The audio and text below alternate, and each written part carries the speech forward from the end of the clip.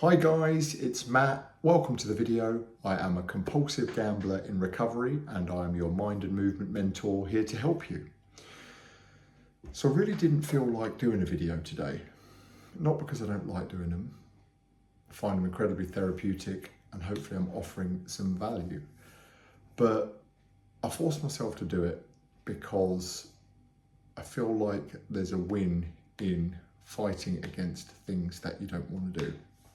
It was my 40th birthday this past week and Wednesday just gone. And from Tuesday lunchtime, I just went on an almighty processed food and sugar binge. I don't really know where it came from. I feel like I was in a pretty good place prior to that. And then lasted all the remainder of Tuesday, all of Thursday under the guise of the birthday celebrations, and even crept into Thursday. And I tried to make a real conscious effort to eat well, so it's not the end of the world, but it's more about kind of the place that it came from. Because at the end of the week, last week, I'm in a funk. I'm really feeling sorry for myself, almost like depressive-like symptoms. And what do? Thinking about gambling.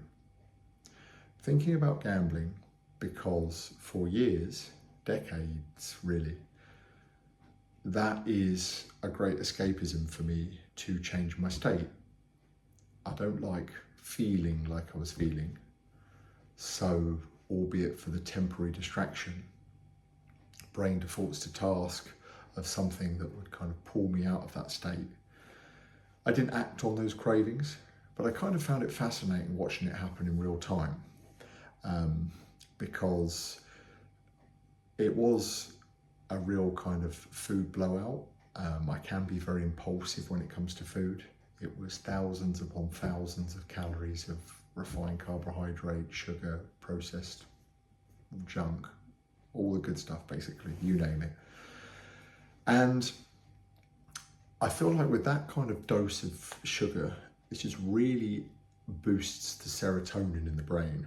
And I don't know a tremendous amount about brain chemistry, but I'm diagnosed ADHD, which means I've potentially got a bit of a low dopamine set point, or an erratic dopamine set point. And serotonin and dopamine compete with each other. So putting a big flush of serotonin into the brain with all that sugar means that drive, lust for life, mood, motivation, it's kind of all going to go down. And it's almost like that nature of the addiction is to chase that, to then watch it tail off, to chase it, to just kind of be on the rat race, the roller coaster that you essentially can't win. So that was something that was really, really fascinating to me. And I thought I'd kind of share this as like a little bit of a message, because I still don't feel hugely great now. Kind of feel better, forcing myself to take some action, do the video, did a good leg session at the gym this morning. I've eaten very well the last couple of days. And it's just fascinating how almost on a sixpence you can shift into thought processes, negative thought loops that lead you to actions that you just don't want to be doing, that just don't serve your bigger picture. It seems like there's new research that comes out almost by the day on the impact of like gut health and brain chemistry. So eating the junk, not getting enough nutrients in the body, eating the processed rubbish, especially in large quantities, is going to affect mood. I feel like we're only kind of scratching the surface as to the link between the two, but the link is totally conclusive in my opinion. And it's just kind of fascinating. And I will no doubt come off the rails somewhat, quote unquote, for food again in the future. But for me, it was just kind of interesting to learn the lesson once again and not act on it as I've done so many times in the past. I think one of the great things about my recovery is I have been very introspective, and I've gone down the rabbit hole to think about what makes me tick, what weaknesses I have, and kind of join the dots there. So the old me 5, 8, 10 years ago would be completely clueless as to kind of why I would feel like this.